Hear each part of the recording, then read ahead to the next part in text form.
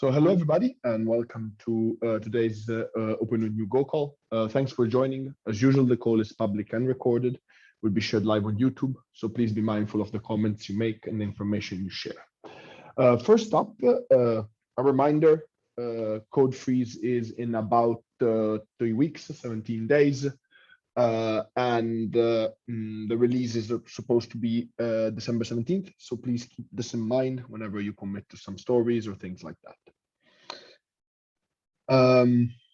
Next up, there is the forced delete. Andrea, discussion. would you Yes. share the document? Oh, is it not? No. What am I sharing? Okay, let's do this. Stop and restart. Okay, sorry. Oh, fine. That's my bad. Thanks. Okay, no problem. So forced delete, this was done. Thanks a lot to Holger and Ken that made it happen. Is there anything else left to do, Holger, except the testing that you're doing? Yeah, we just noticed that the new Volta.go has to be incorporated into ONU and OLT adapter. That you made the patches right away. So what do you think? When you mean they are already available master now? Yeah. Most likely yes. Or if they're not, they're going to be available in the next like 15 minutes. It's just a matter of Docker publishing the image. It should be already there. You mean a rule of thumb is that 20 minutes after merging they should be available? Give or take, yes. Rule of thumb, half an hour, 20 minutes. Yeah. I can then probably today or tomorrow I can try again to test the whole solution. And I already talked to you can actually, if you're interested in checking exactly the time when these are ready, you can actually do so in the patch. You see that there is at the last message from Gerrit is Docker publish success. If that's successful, you have the Docker image published and you can use it. Okay, that's fine. Okay, and when it's working, I already talked to Torsten that we could set up a more sophisticated test for this issue. Our idea was that we could do a multiple OLT test, for example, starting 2 OLTs and then make this restart of the adapter and then only delete one of the OLTs. And then afterwards check if only the ONUs which were connected to the deleted OLT were removed and all other are reconciled successfully. That would be a little bit more sophisticated test. So Torsten, when Torsten is ready with his other work, he could start with this test case. Yeah, Torsten, do you want to add something? I think I would add something later in the testing chapter. Okay. Okay. Yeah, so that's a good test. I think you can start by doing manual testing as you suggested. And I believe that will be most likely successful. If it's not, we can adjust accordingly. Yeah, okay. Okay. Any questions on this topic before we proceed?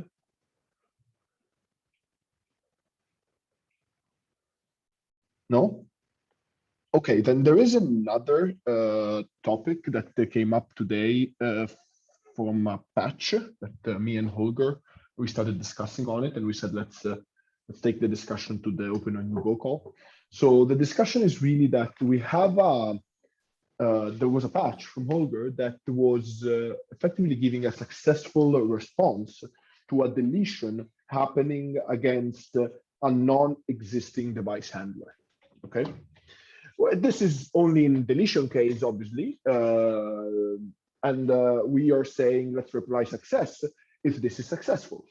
I am okay with this, but I was wondering, and also Holger pointed out that there could be some stale state left over from on the ONU, not in Volta. Volta would be completely clean, but on the ONU there might be some stale state referring to older elements that were not cleared during the deletion because of the absence of the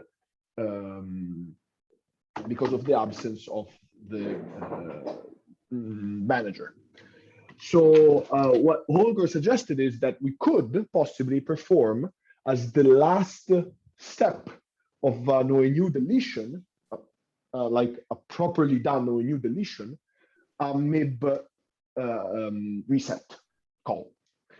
I would like to hear everybody's thoughts about this.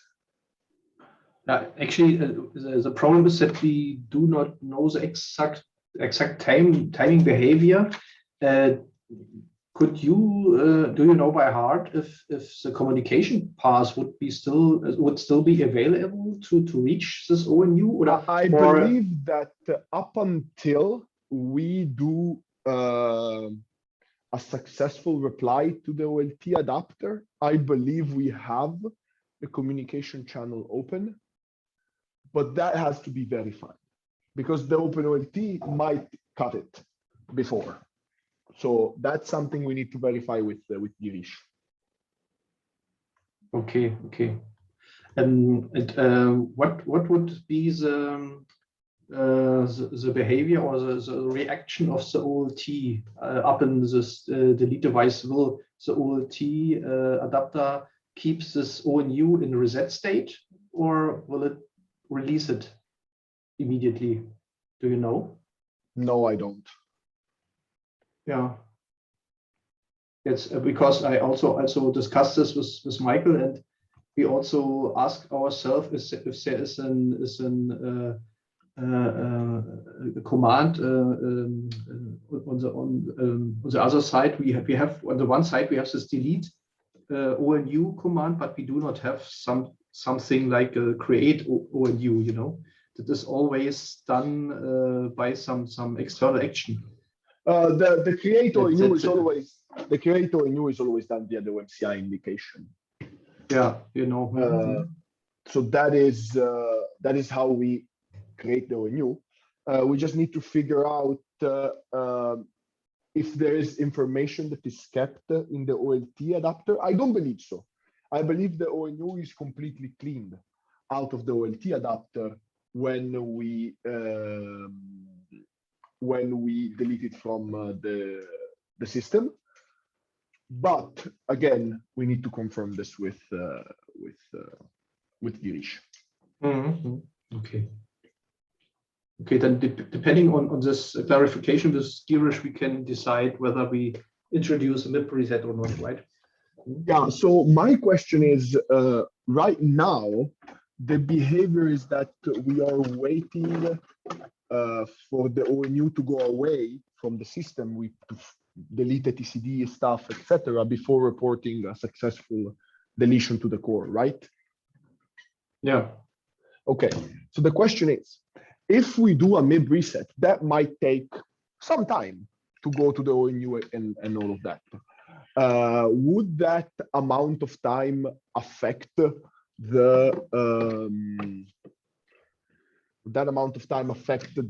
length of the deletion process? If we wait for the answer, then it would extend probably the duration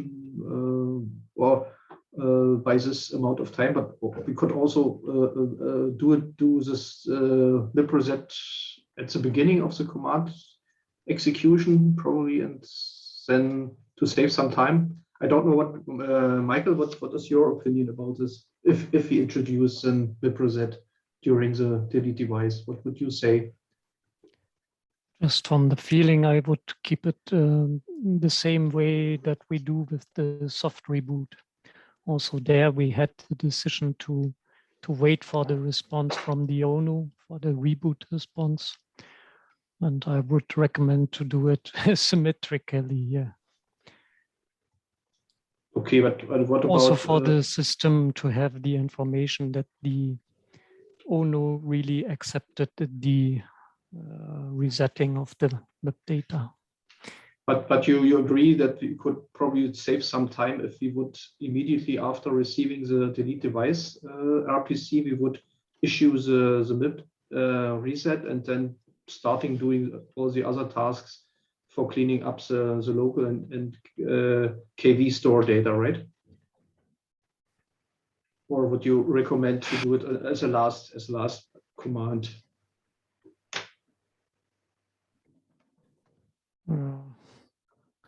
I don't know if that plays a role. Probably because Andrea pointed out or asked about the length of processing of the delete device request. Actually, we have a certain amount of time for the processing, for instance, for deleting the KV store data. And all the processing that we do now is surely extended by maximum 10 seconds. That's the time that we wait for the according responses with repetition that we have and so on. Okay, so the core, of course, must be prepared for longer timeouts then. That would also be the question if we would include this request into the repetition and handling. If we would actually really try to reset it 3 times upon the delete during the delete processing, or if we would only try to set it once, and if it does not reach the ONU, then keep it as it is. Would also be in because also the expectation is that during an ONU delete, the ONU will come back up, and during the come up of the ONU, it will issue an ONU indication, and after that ONU indication, if I'm not mistaken, we issue a MIB reset.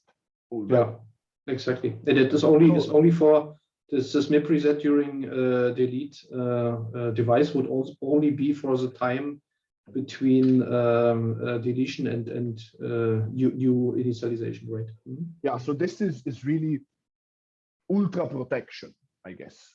Mm-hmm. Okay, but you can decide, Andrea, if you want it or not. yeah. Let's wait for what Girish hears, because if we can do it easily, meaning that we don't have to touch the OLT adapter and we don't have to touch the core because we can handle it within a timeout, etc. We might do it. If it becomes too complicated, we might skip it. Let's see what comes up. Okay. Okay. Michael, is that okay for you? Yeah, I still try to follow the whole discussion, so I'm still struggling with the overall heading that you have for that. So what we are discussing here, deletion of what after the handler is gone. So sorry. So what we are really talking about? This was the issue was that we ignored this delete gem port and delete tcons requests when the handler was gone, and this was actually the initial point where Andrea joined in. If we can delete something which some stale configuration, even if the handler was gone. This was the initial point of discussion. Yeah, but then maybe we have to start this discussion from new. So for the items that you mentioned here, then if we receive, for instance, a gem port removal or a tcont removal, and we do not find the handler anymore, that means that in my point of view, the device is already deleted in Volta. And with that, I don't think that we have any chance anymore Yeah. for having a communication to the device. Exactly, yeah. That's why the communication shifted to the point where we could do anything, and that was the delete device. That was be the last point where we could try to represent or something like this.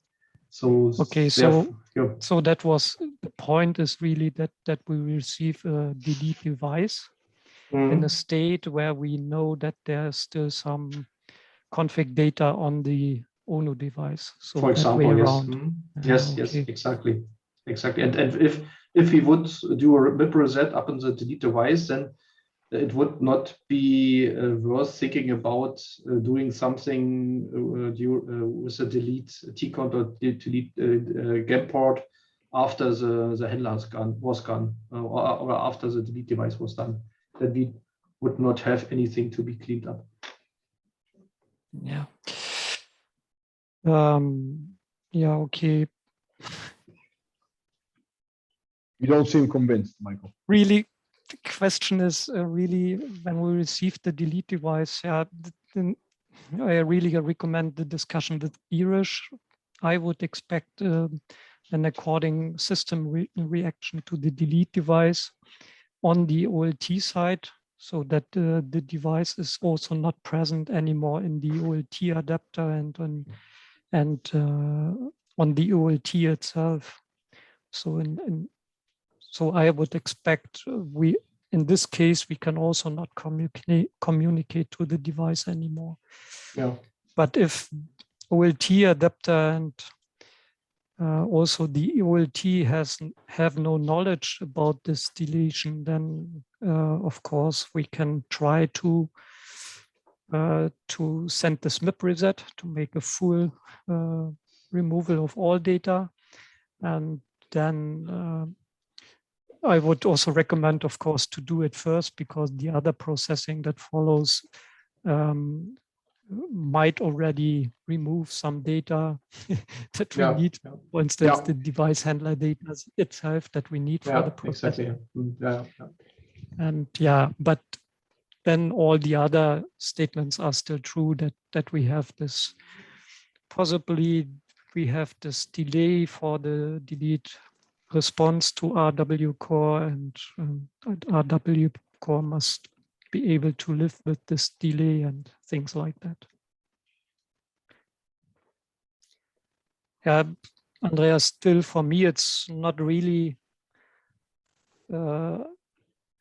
easy to understand what the use case of this processing for the delete device really is, because you don't really have the opposite activity as you have already stated.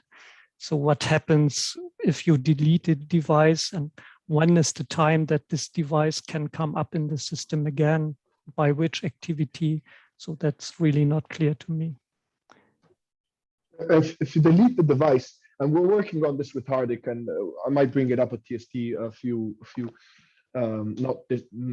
we haven't yet brought it up, but we might. The device should immediately come back with an ONU OMCI indication, but should not be configured unless the operator wants to. So really, if the operator deletes that device, it means deleted the whole state in Volta, bring it up afresh. Again, as I said. But how? Huh? Well, how is it's effectively already implemented, in the sense that we completely remove every state in Volta, and the device comes up as a new device, because it's still connected to the PON. So when a device is connected to the PON, it will send the OMCI indication. Sending the OMCI indication means that Volta picks it up. It's plain and simple. Okay, so your expectation is if we do a delete device in a state where the system is, let's say, capable for communication, and the ONU is connected, then some seconds afterwards, there will be a new indication from the ONU, and it will be accepted in the system. Yeah. Of course, with another device ID and so on. So it's a fully new device for Volta, but the ONU itself will be accepted. Okay. But that really means that if you think it's that way, then it really means that on the OLT adapter side and on the OLT side, in the end, there must be some activity to trigger the ONU to do so, because To trigger the otherwise, ONU or to do what? No, that's automatic behavior of the ONU. no, No? because if, if you do nothing, then the ONU thinks that things are fully okay. So it has the ONU has its configuration, and yeah, that's fine then for the ONU, except that they also try to get some OMSI communication, and they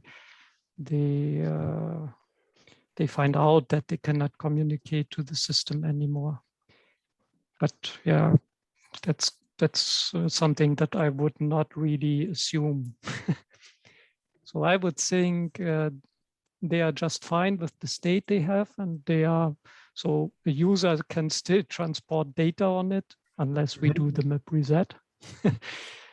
And also a map reset won't trigger any new activity on the ONU except for clearing all the data. So there won't be any new OMSI communication start that leads to the ONU up indication and adopt device in Volta. Okay. So we are working on a test for this. So let's put that together. I'm gonna talk with Girish about this and see what we come up with, really.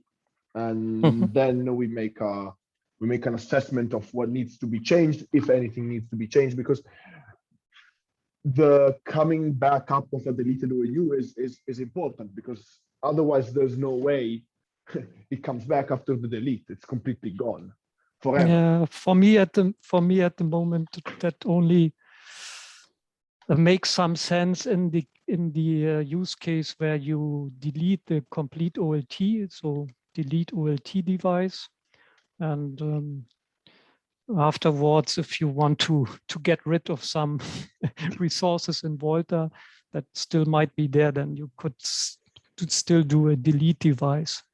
So in this case, you have to, when you want to have the system up again, you have to enable the OLT device again. And of course, with that, all ONUs are enabled again on GPON layer. And that is the trigger for coming up new. But that's the only use case I have for that at the moment. Unless you have an automatic procedure to trigger the ONU with some reset in case of the ONU device delete. Okay. Well, the thing is that the test has shown us that the ONU comes back actually on hardware, meaning it does show up again with a new OMCI indication. There is some there are some errors on that on the ONU, in the sense that it is then capable of receiving configuration, but then has issues after some like further processing. Like there's a further delete that happens, and there's a further flow push, and that at that point it gets into a state it doesn't like. Let me put it this way. So Okay. I think the functionality is there. There's a test. Let me maybe take a further bullet here, actually subdivide this and say something like,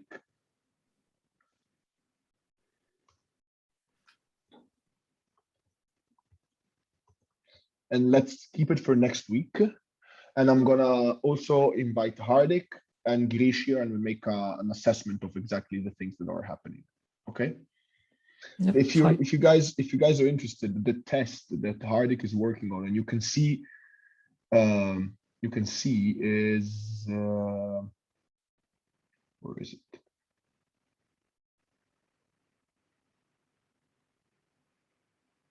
No.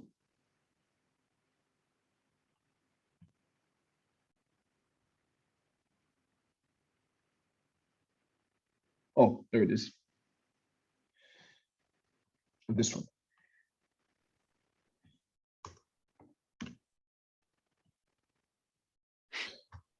So for all intents and purposes, this is okay. This is done. We answer fine. That's okay. We merged it. That's fine. Then it triggered this discussion. Let's see what happens. What I also can do is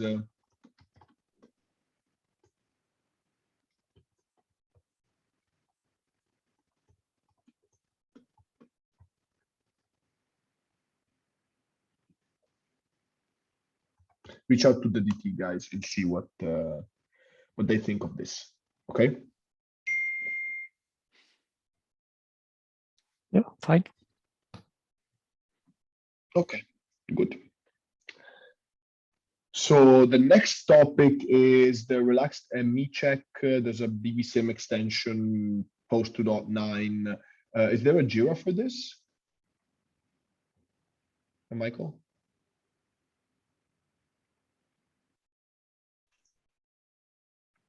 I'm not sure. I would have to check it. No, let me do it.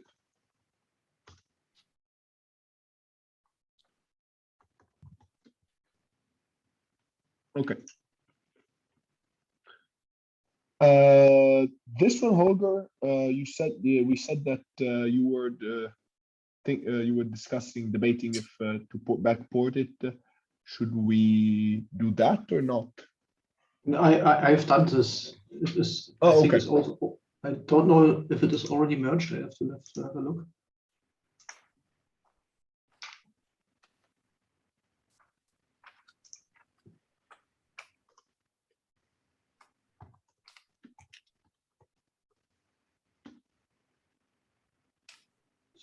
It's merged already.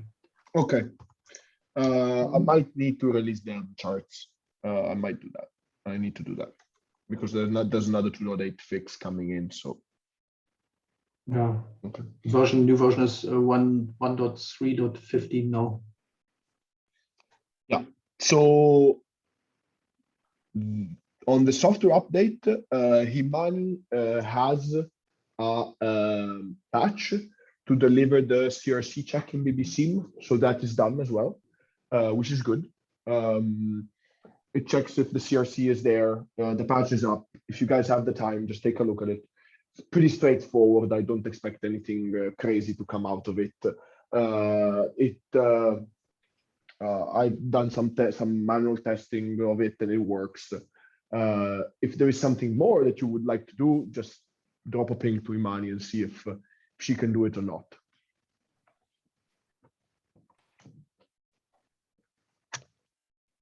So Andrea, I just checked the other thing for the unknown attribute checking. This is there's a story for that. It's vol 4437. 4437. Okay.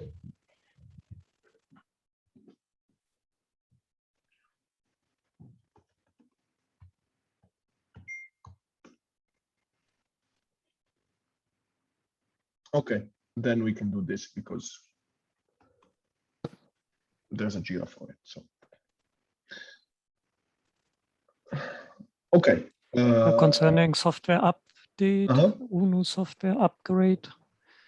We had some further stuff in the last week because Thorsten had some progress in implementing further robot test cases for the software upgrade, and something that we still wanted to test was the so-called simultaneous download for many devices.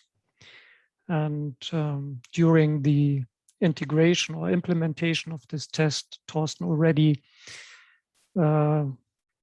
detected that there are problems in the ONU adapter with this handling, possibly also a crash. There's also already a bug story in Jira for that. And I was working on the correction for that. This is, in my point of view, now already solved. I have some code that is working also in this scenario. I just have to to update that to latest changes in Git. And then I'll provide the according Garrett review.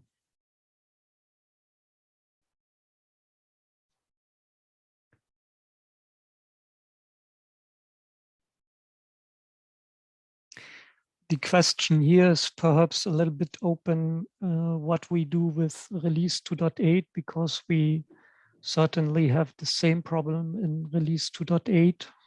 So the question can be still if we have to backport that.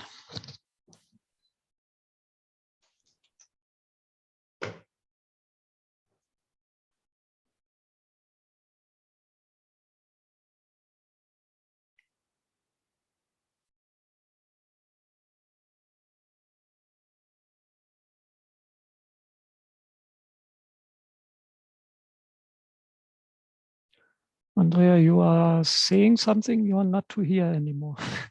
Oh, I was for some reason muted. Yes, I was saying we should backport this to 2.8 because it's a bug that we found during release. It's functionality. It's not like a new functionality. The functionality was supposed to be there in 2.8, and we know that if there is a bug, we need to port it to the LTS release. So yeah. Do you expect this to be complicated? Pass me the term. The backport, no, I don't think. No, I don't think it's too complicated. Good. That's what I wanted to hear.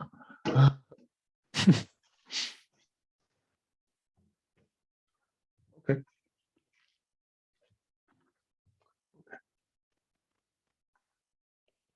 On the PM counters, there's really nothing on there. Now it comes to the voice over IP support from Odzge. I moved it below because she was supposed to come later, but Odzge, can you give us an update on this one?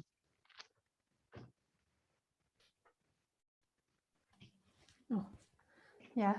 I have started to test voice over IP last week, but I had a local problem. We had talked about this early on Slack. I said last week I will send a patch as a work in progress. After that, I thought maybe we have to change our implementation because we don't know some point about multiple pods UNI. My first test helped us to our decision.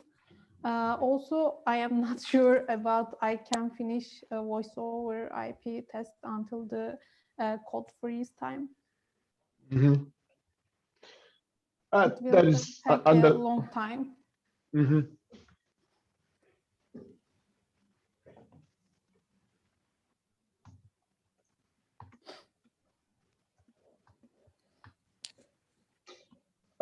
So that's okay. I mean, I totally understand that it's a big push to do it. If there is something that this group can help, maybe let us know what things we could do to help you here. I'm not sure what the issues you're facing. So what is the problem that you're seeing? My local problem about gRPC connection, but I checked master branch. Master branch is okay, but my local code base is actually I rebased it today, but I need to check with Mahir. Okay. Thank you. Oh, no problem. So yeah, let us know.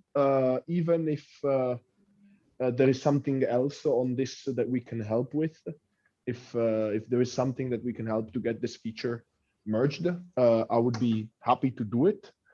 Just again, let me know about this. Sure. I will let you know. Okay, Okay.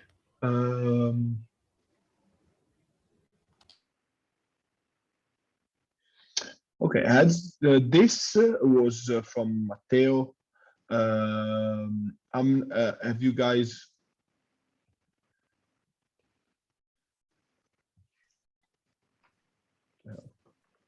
Have you guys taken a look at this? Actually, Matteo wanted to do a new trace job with partial functional logging, right?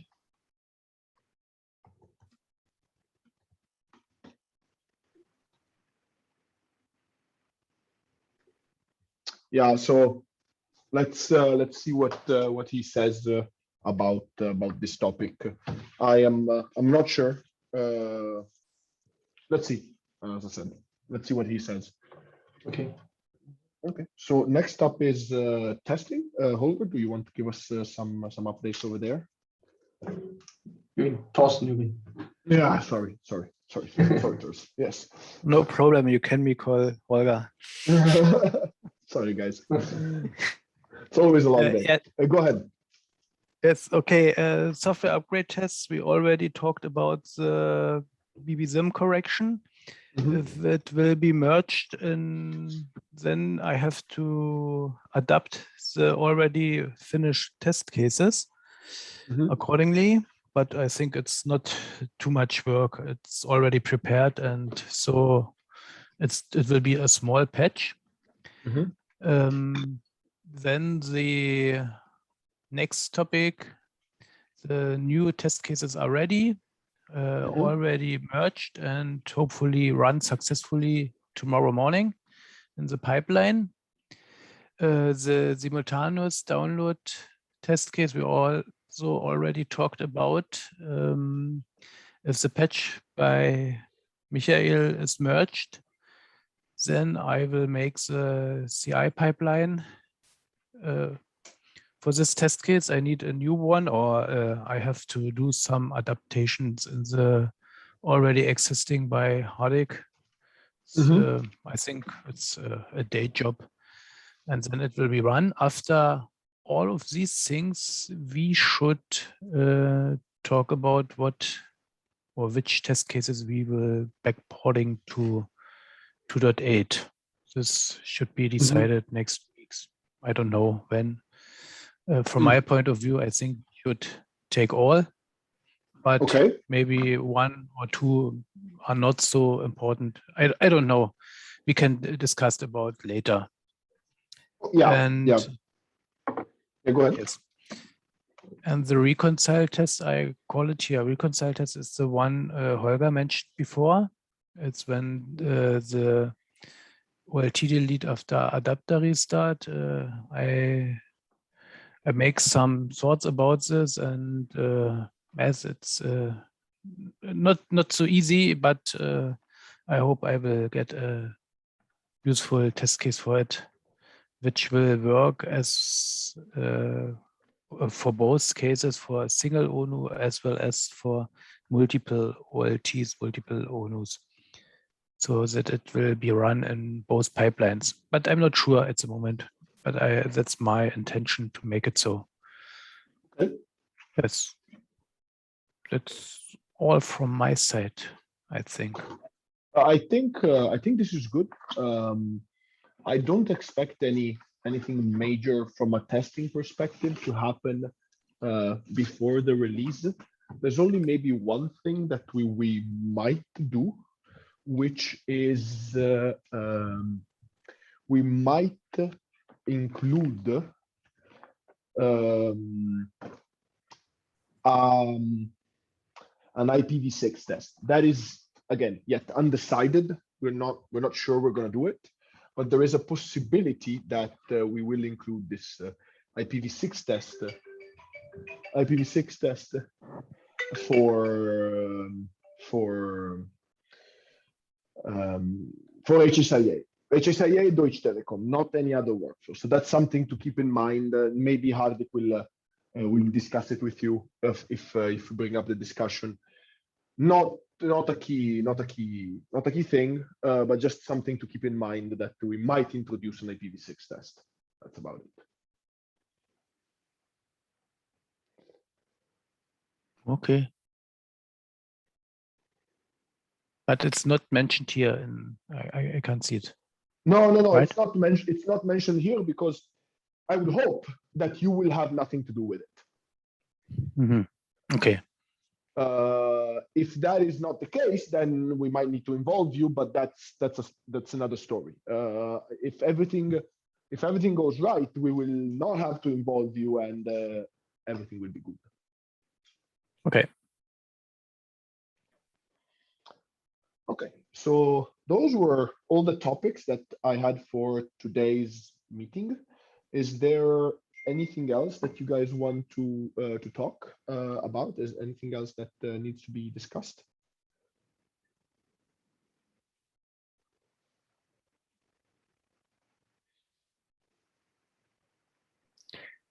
If we still have some minutes, then I would. There's still some idea of some tests that could be done possibly by Matteo, or maybe also Amit was someone who was testing such things. It would be because we have now provided or we will provide the correction for the simultaneous download for different ONUs, so also for BBSIM. I think that could also be a useful test in a scale test, because both the ONU adapter and the OLT adapter will be loaded quite high with the OMSI transfer. So there should be quite a high processing load for that. And it could be interesting to see if that is still working for a certain number of devices, or until which limit of devices. Maybe it's not working for 1,000 devices at a time. So things like that might be useful to test as well. Yes, maybe you guys have a better knowledge than I do. What is the typical amount of ONUs that get updated in the network at the same time? Yeah, this depends from on the provider. They have their own strategy to make an ONU update. I think they won't upgrade all ONUs at the same time in their network, but yeah, might be already a good idea to update all ONUs that are connected to one OLT, and that might already be quite a number. Of course, of this maybe of the same type, or maybe also of different types. I don't know. Or maybe they have a certain cluster of OLTs that they want to update at the same time. So that's really provider specific. Yeah. Okay. Yeah. Let's see.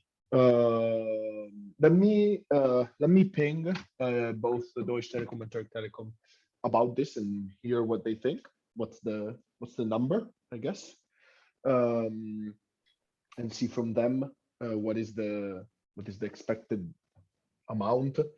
Maybe it's only 1.3, so maybe it's 64 maximum. Yeah. So when I get that number, that's a very good point. I mean, it's a good point. When I get that number, I'll ping. I'll put it here and I'll ping everybody and make sure that we test that number in some sort of shape, form. Yeah.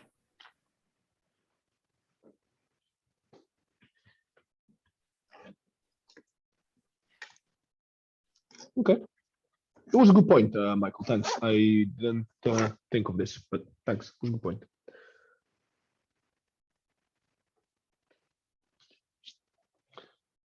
Okay.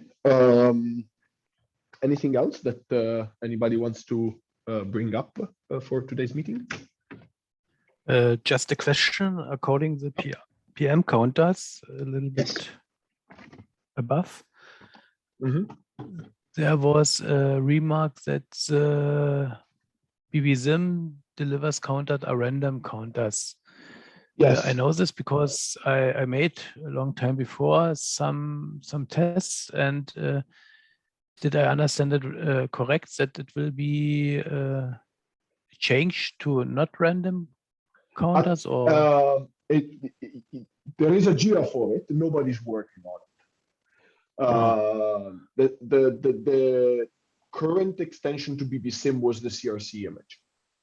We have done that. That is in. We're gonna put it. It's gonna be merged in the next upcoming days. This might be something that we can get done if we have time, spare time. I'm not sure. Okay. Okay, so I know if the test cases will fail, why? Thorsten, the intention of this request was to a better way to testing the PM reset functionality that was introduced lately, I think by Himani. And this is something that anyway must be tested. So the tests that we currently have do not have this functionality, so that must be introduced anyway. But you cannot see any impact on the counter with the random numbers. So that was the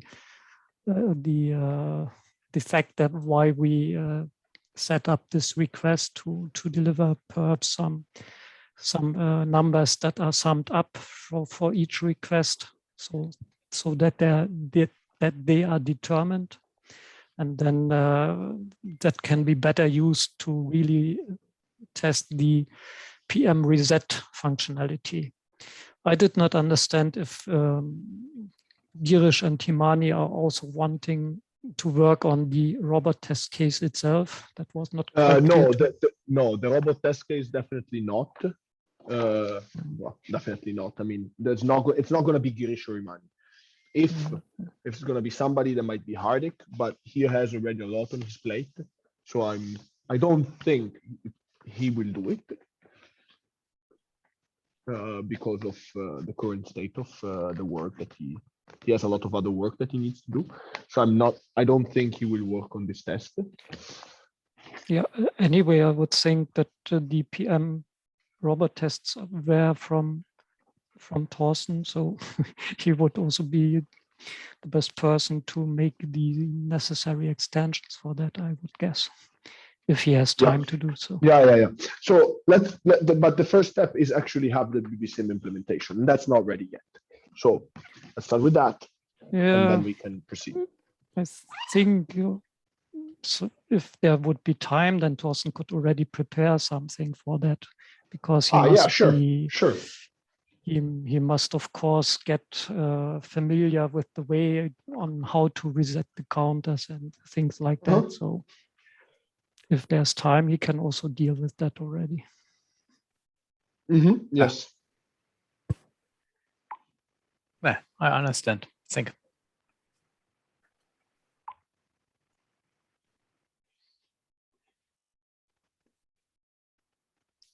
Okay. So otherwise, Holger, you don't want to discuss the topic with the unknown managed entities for the entries in the map database, because I think also Chip was joining now. So you want to continue on Slack for that, yes?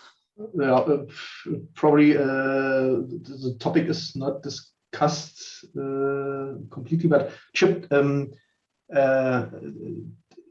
we have some kind of generic way to simply read the maps the attribute maps we are receiving from the OpsiLib Go, and simply marshal it without any further rules into the MIP template. And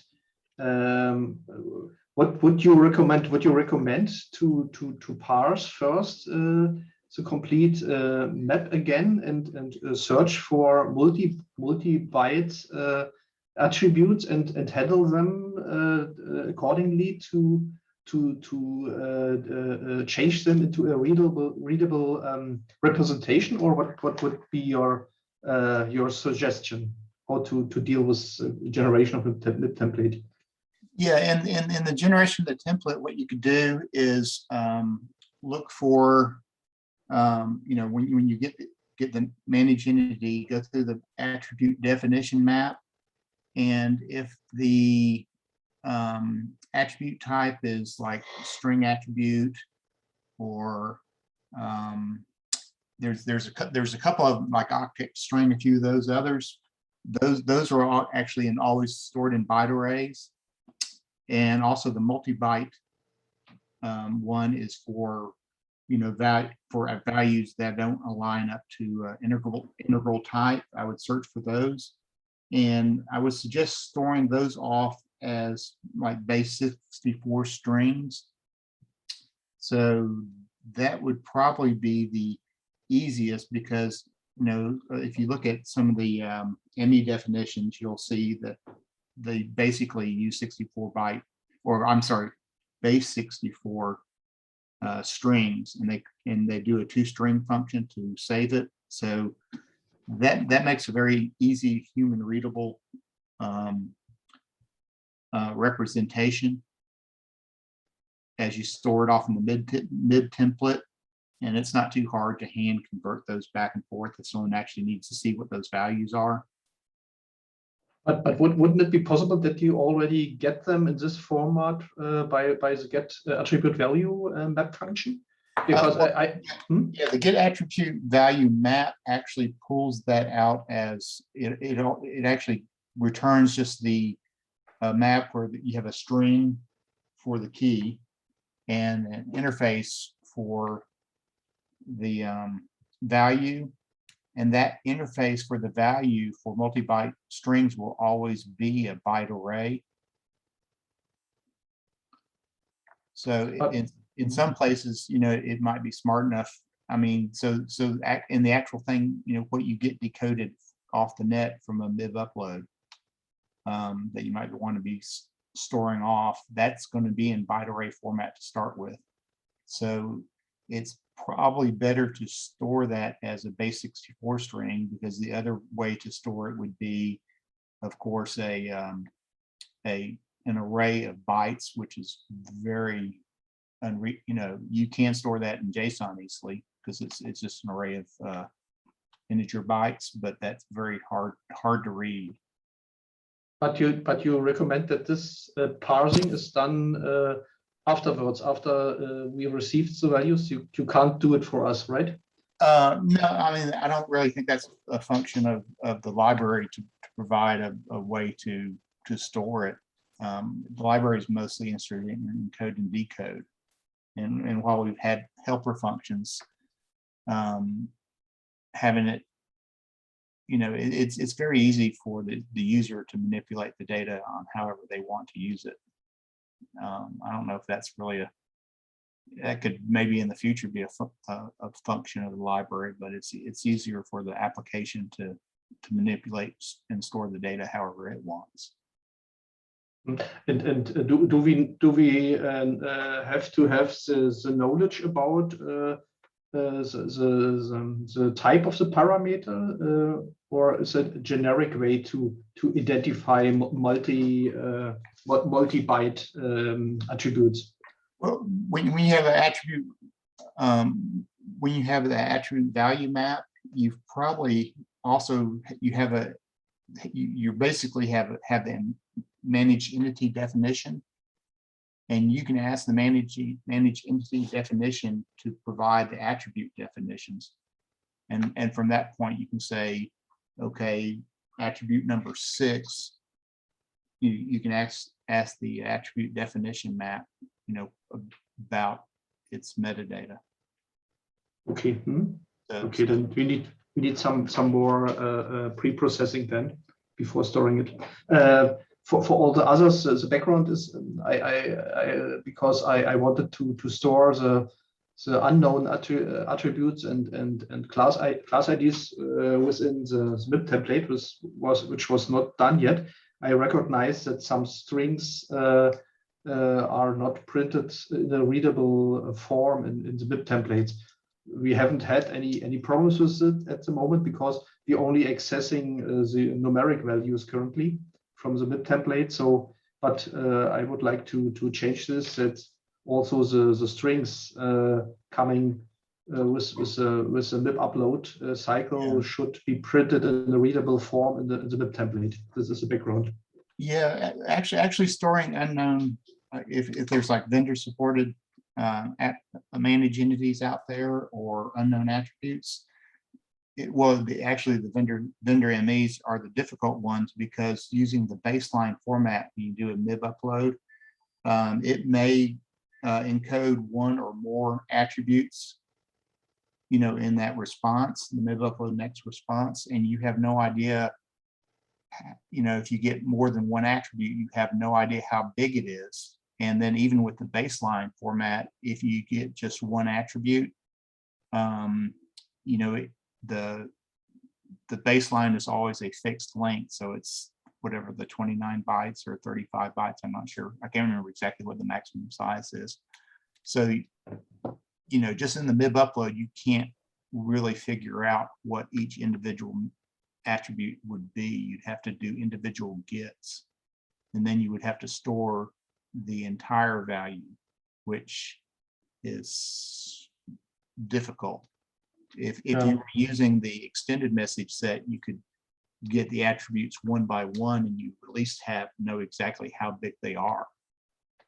But currently, when I use this get attribute value map function, then I get a set of unknown attribute values, Yeah, which could be printed as a byte array or so. But you are only guessing by the number of attributes how long they are, and print them in equal lengths, right? yeah.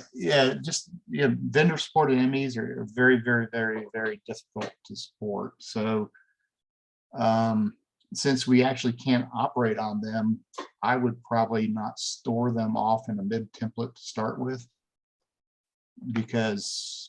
and then handle them appropriately if we ever do a synchronization function. Because if you don't know what the attribute is or the ME is, there's really no way for you to do sets or creates or to manipulate that data anyway. Actually, the main reason for storing this unknown or vendor specific stuff in the MIB template was to give the implementer, or operator, knowledge that probably there's something we have to handle, or to point with a finger that there might be some MEs to be handled. But you would recommend not to store the vendor specific attributes in the MIB, right?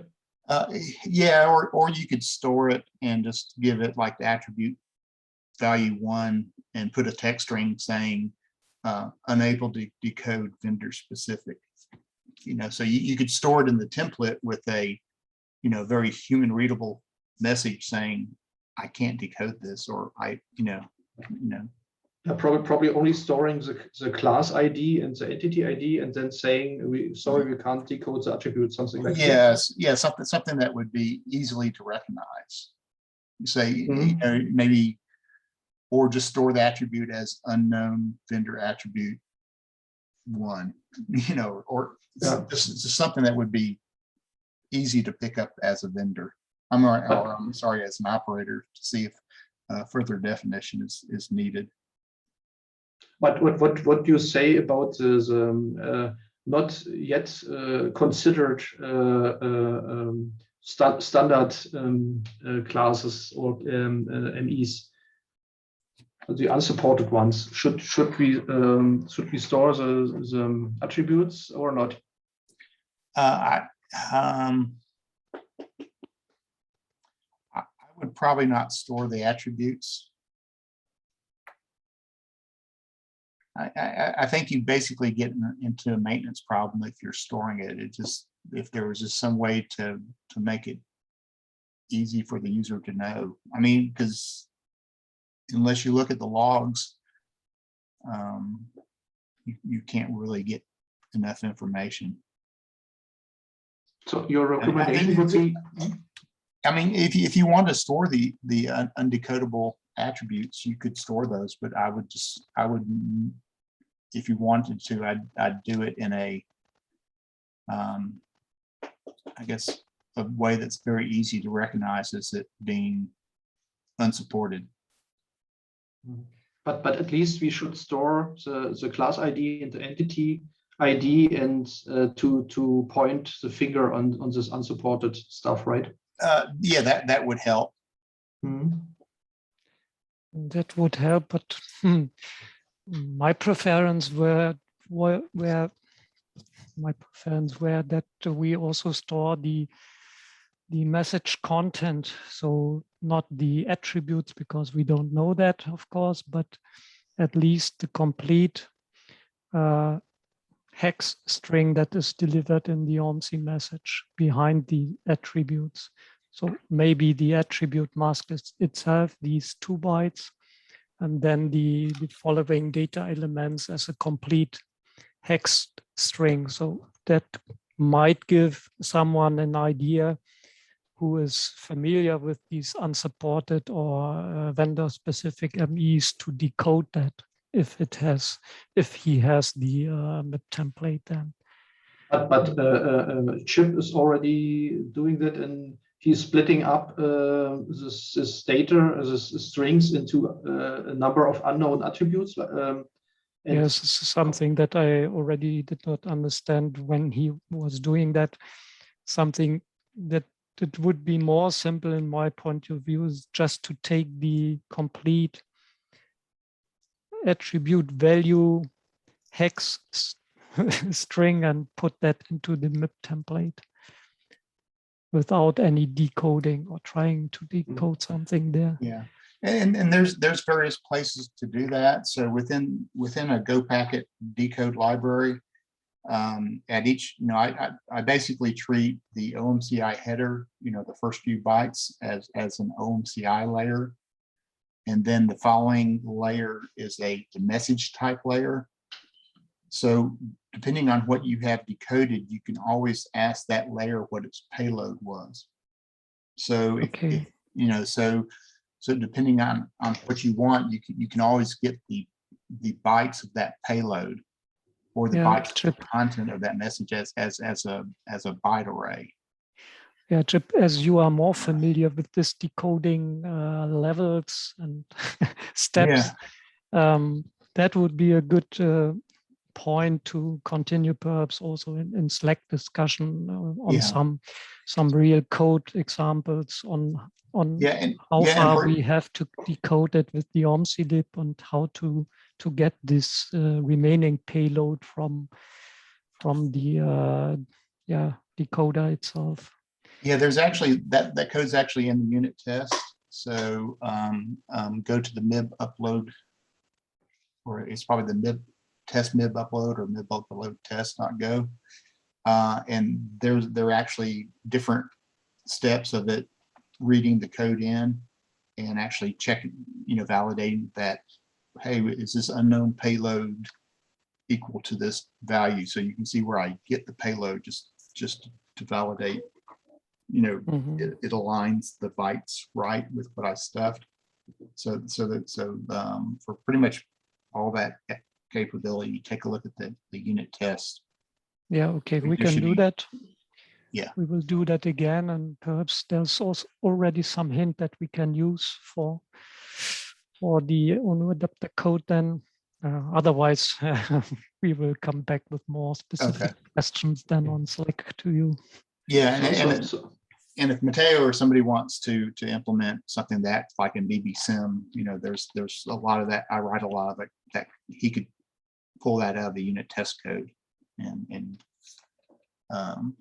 sort of copy that code or make something similar. Okay, we will do so and store the class ID and the entity ID and the whole remaining bytes of the attributes. Yeah. The big first thing is log messages, of course, that helps. And then the second would be to provide something that's a little bit more persistent or visible. Yeah, okay, I see. Thank you. Okay.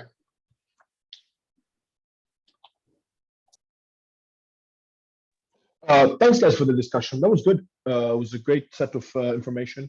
Yeah, so I'll take it that you, Michael and Holger, are gonna work on this, at least the initial thoughts, and then You come back if you need anything more, and we could discuss it with Matteo to implement something in BBSIM. And I'll watch Slack. Try to keep it up to date.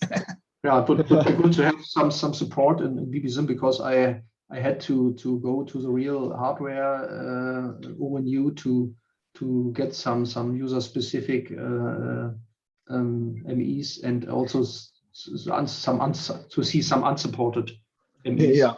So let me put it this way. It's not something that I would like to have in BBSIM, because it, like, you know, it deviates from the standard. But I do agree that for testing purposes, which is the whole purpose of BBSIM, this could be useful. So yeah, let me check with Theo, and we can take it from there. Okay. Most likely, you guys already know what I'm about to say. Most likely not in 2.9. Okay. Okay. Good. Thanks everybody for the great meeting. Have a great rest of your day. Let's keep up the great work, and I'll talk to you again next week. Thanks everybody. Cheers. Bye-bye. Bye-bye. Bye.